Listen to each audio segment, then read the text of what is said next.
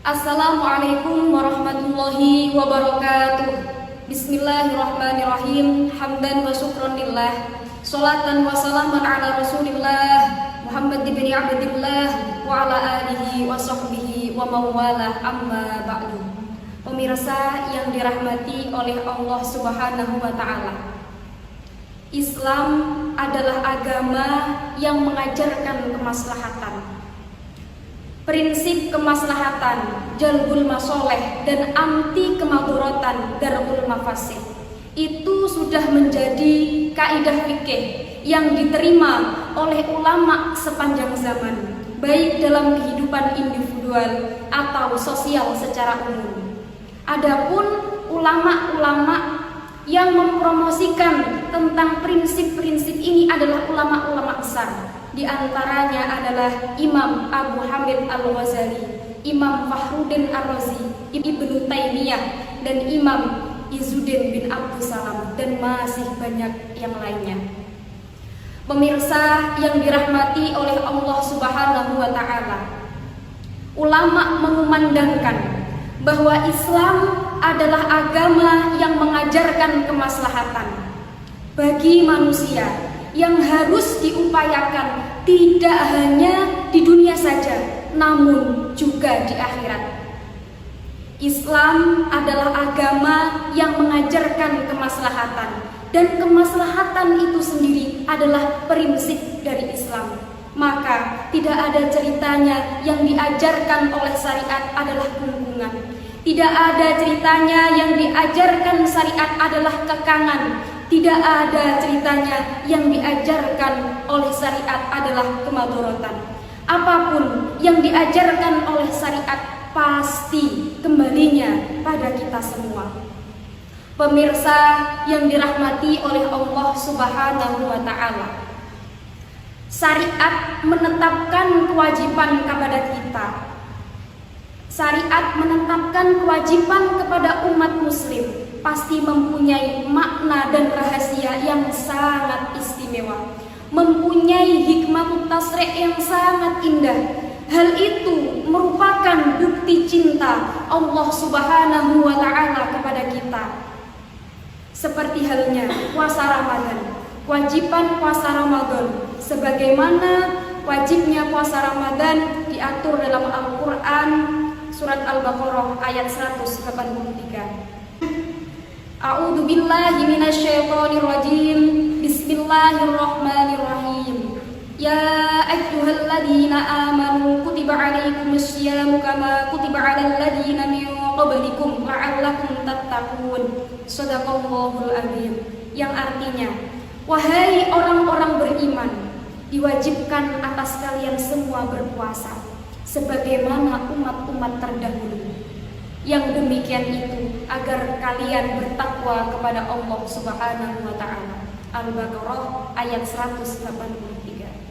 Pemirsa yang dirahmati oleh Allah Subhanahu wa taala, dari ayat di atas timbul pertanyaan, kenapa puasa diwajibkan oleh umat terdahulu? Apa sih esensi dari puasa tersebut? Kenapa Islam menetapkan diwajibkan puasa? Sebenarnya ada apa makna di balik puasa tersebut? Hadirin yang dirahmati oleh Allah Subhanahu wa taala, dalam hal ini Muhammad Quraisy Shihab dalam wawasan tafsir Al-Qur'an, tafsir maudhu'i atas berbagai persoalan umat menjelaskan bahwasanya manusia memiliki kebebasan untuk memilah dan memilih aktivitasnya, baik itu makan, minum, maupun kebutuhan seksual. Sedangkan yang dimiliki manusia ini berbeda dengan binatang. Binatang tidak punya demikian. Binatang tidak dianugerahi Allah akal sehingga dia mampu memilah dan memilih. Tapi dalam binatang ini nalurinya telah mengatur 3 kebutuhan tersebut: makan, minum, dan seksual. Sehingga ada musim kapan binatang itu akan melakukan seksual. Ini adalah rahasia Allah Subhanahu wa Ta'ala. Mengatur keberlangsungan kehidupan binatang yang bersangkutan agar terhindar dari kebinasaan. Subhanallah, itu adalah hikmatul tasrih, pengaturan Allah yang luar biasa kepada seluruh makhluk ciptaannya. Pemirsa yang dirahmati oleh Allah Subhanahu wa Ta'ala, kebebasan manusia berbeda dengan kebebasan binatang, berbeda. Kalau manusia, kebebasan manusia memilah dan memilih ini, kalau tidak dikendalikan, maka akan menghambat pelaksanaan fungsi dan peran tugas yang diemban manusia tersebut. Contoh, ketika kita memenuhi kebutuhan syahwat perut kita di luar batas kadarnya, di luar batas kemampuan, di luar batas kapasitas, apa yang terjadi? Maka kegiatan akan terbengkalai.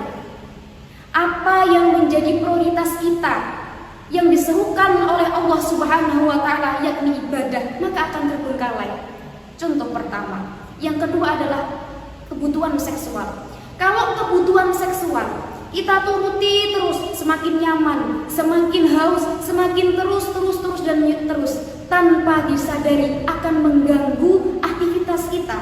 Padahal Allah telah menyerukan kepada umat manusia, hakikatnya hidup disuruh untuk beribadah kepada Allah. Ketika kita, kemampuan kita arahkan ke sesuatu tertentu dan itu berlebihan, apa yang terjadi? Maka akan menimbulkan keterbengkalainya aktivitas, terutama ibadah spiritual.